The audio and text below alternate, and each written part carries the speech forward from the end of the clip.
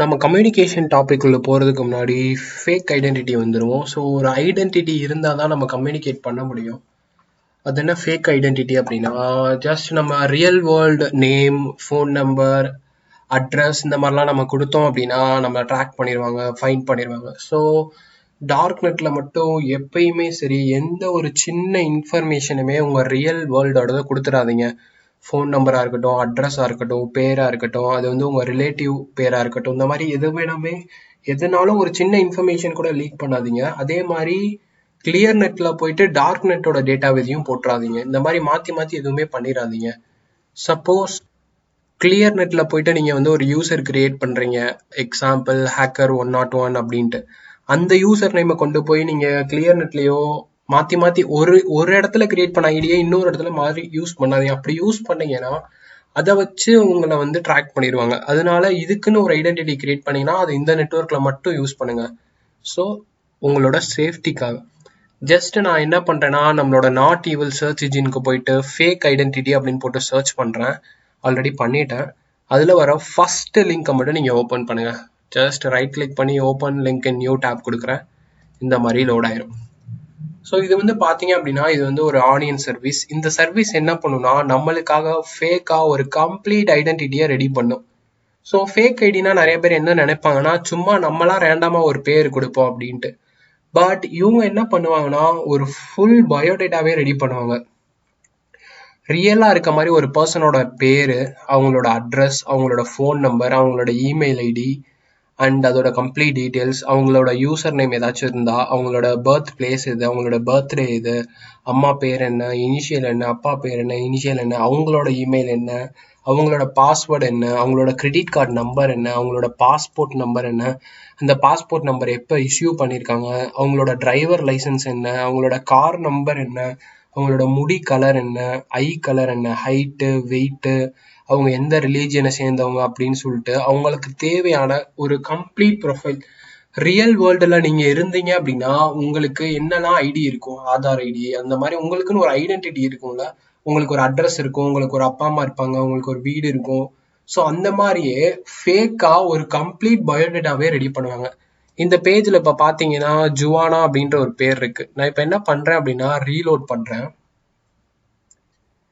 So just load ஆகிட்டு இருக்கு. இப்போ பார்த்தீங்க அப்படின்னா ஆந்தனி இன்னொரு கம்ப்ளீட் ஃபேக். இப்போ பழசுல இருந்து எந்த டேட்டாவுமே இங்கே இருக்காது, எல்லாமே சேஞ்ச் ஆயிருக்கும். ஸோ ஒவ்வொரு வாட்டியும் நீங்கள் ரீலோட் பண்ணும்போது உங்களுக்கு ஒரு கம்ப்ளீட் பேக்கேஜ் கிடைக்கும். இதை நீங்கள் ஒரு ஸ்க்ரீன்ஷாட்டோ இல்லை இது எல்லாத்தையும் காப்பி பண்ணி எதுலையாச்சும் நீங்கள் சேவ் பண்ணி வச்சுக்கலாம்.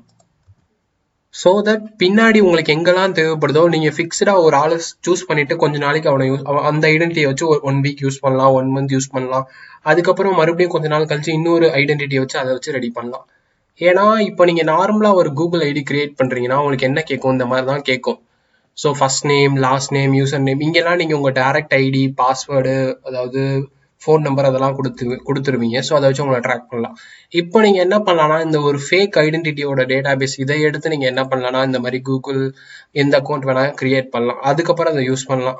அதே மாதிரி நீங்கள் வந்து டார்க் நெட்டில் நிறையா சர்வீஸ் யூஸ் பண்ணணும்னா உங்களுக்குன்னு ஒரு ஐடி கிரியேட் பண்ணணும், உங்களுக்குன்னு ஒரு யூசர் நேம் கிரியேட் பண்ணணும். ஸோ அதெல்லாமே இருக்கணும். அதெல்லாமே இருந்தால் மட்டும்தான் உங்களால் கம்யூனிகேட் பண்ணிட்டு இருக்க முடியும் ப்ராப்பராக. ஸோ அந்த மாதிரி பர்பஸ்க்காக தான் நான் என்ன பண்ணியிருக்கேன் அப்படின்னா இதை உங்களுக்கு காட்டுறேன். ஸோ நீங்கள் இதில் ஏதாச்சும் ஒரு ஐடியை சூஸ் பண்ணி எடுத்துக்கிட்டு அதை நீங்கள் ஃபிக்ஸடாக ஃபர்தராக நிறைய அதுக்கு யூஸ் பண்ணலாம்.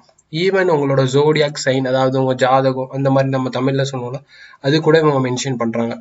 ஸோ ரொம்பவே ஹெல்ப்ஃபுல்லாக இருக்கும். ஜஸ்ட் இதை ரெஃபர் பண்ணி பாருங்கள். ஜஸ்ட் ஃபேக் ஐடின்ட்டு உங்களோட சர்ச் இன்ஜினில் போட்டிங்கனாலே வரும். ஃபர்ஸ்ட் லிங்க் தான் அது. அண்ட் இன்னொரு விஷயம் நான் சொல்ல மறந்துட்டேன் நிறையா. அதுக்கு இப்போ நம்மளுக்கு ரிசல்ட்ஸ் கிடைக்கும் டார்க் நெட்டில் மட்டும் எப்பயுமே நீங்கள் கேர்ஃபுல்லாகவே இருக்கணும். டேரெக்டாக அந்த லிங்க் இப்படி கிளிக் பண்ணி ஓப்பன் பண்ணுறது, ரைட் கிளிக் பண்ணி ஓப்பன் பண்ணுறது, அந்த மாதிரி பண்ணாதீங்க.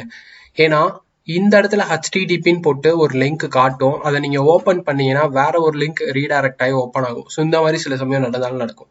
ஸோ ரொம்ப சேஃப்டிக்காக நீங்கள் என்ன பண்ணணும்னா, உங்களுக்கு ஏதாச்சும் ஒரு ஃபைலை ஓப்பன் பண்ணணும்னா அதை இப்படி செலக்ட் பண்ணி ரைட் கிளிக் பண்ணி காப்பி பண்ணிடுங்க. காப்பி பண்ணிவிட்டு நியூ டேப் ஓப்பன் பண்ணி இங்கே போயிட்டு பேஸ்ட் பண்ணிடுங்க. ஸோ பேஸ்ட் பண்ணிவிட்டு எக்ஸாக்டாக அந்த லிங்க் தான் இருக்கா அப்படின்னு பார்த்துட்டு அதுக்கப்புறம் என்டர் கொடுங்க. ஸோ இந்த மாதிரி கொடுத்தாலும் அதே தான் லோட் ஆக போகுது, பிரச்சனை இல்லை. பட் சம்டைம்ஸ் நம்ம சர்ச் பண்ணும்போது ஒரு லிங்க் காட்டுவாங்க, லோட் பண்ணும்போது வேற லிங்க் லோட் ஆயிரும். ஸோ இந்த மாதிரிலாம் நிறையா மிஸ்யூஸ், அதாவது நம்மளை ட்ரிக் பண்ணி வேற ஒரு சைட்டுக்குள்ளே உள்ளே போக வச்சு நம்மளோட டேட்டாவை கூட எடுக்கலாம். ஸோ நம்மளை ட்ராக் பண்ணலாம், இந்த மாதிரி என்ன வேணா பண்ணலாம். அப்படி இல்லாட்டினா ஒரு வைரஸ் ஃபைலை நம்மளுக்கே தெரியாமல் நம்ம சிஸ்டத்தில் இன்ஸ்டால் பண்ண வச்சுருவாங்க. அதை வச்சு நம்ம டேட்டாவெல்லாம் கேதர் பண்ணுவாங்க. ஸோ இந்த மாதிரிலாம் நடக்க சான்சஸ் இருக்கு. ஸோ அதனால இந்த மாதிரிலாம் பண்ணுங்க. இதெல்லாம் ஜஸ்ட் சம் ட்ரிக்ஸ் தான், நம்மளே சேவ் பண்ணிக்க. அதே மாதிரி நான் சொன்ன மாதிரி ப்ரௌசர் இந்த மாதிரி ஃபுல்லாக வைக்கக்கூடாது.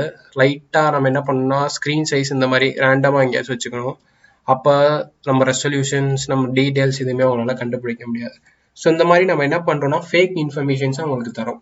ஸோ அவங்க இந்த ஸ்க்ரீன் ரெசல்யூஷனில் இருக்க டீட்டெயில்ஸ் கூட அவங்க தேடி பார்க்கலாம். இந்த மாதிரி நம்மளே நிறைய ஃபேக் டீட்டெயிலை கொடுத்து நம்மளை ட்ராக் பண்ண விடாமல் நம்மளை சேவ் பண்ணிக்கிறோம். ஸோ ஃபேக் ஐடென்டிட்டினா என்ன, அதோட இம்பார்ட்டன்ஸ் உங்களுக்கு நான் சொல்லியிருக்கேன். ஸோ இந்த மாதிரி ஒரு ஃபேக் ஐடென்டிட்டி கொடுத்தீங்கன்னா அது வந்து ஒரு ரியல் பர்சன் மாதிரியே இருக்கும்.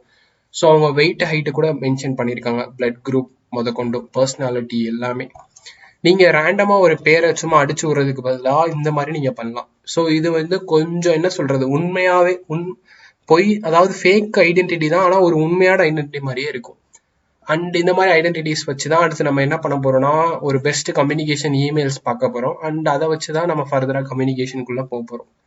ஸோ நெக்ஸ்ட் நம்ம கம்யூனிகேஷனுக்கு இமெயில்ஸ் பற்றி பார்ப்போம்.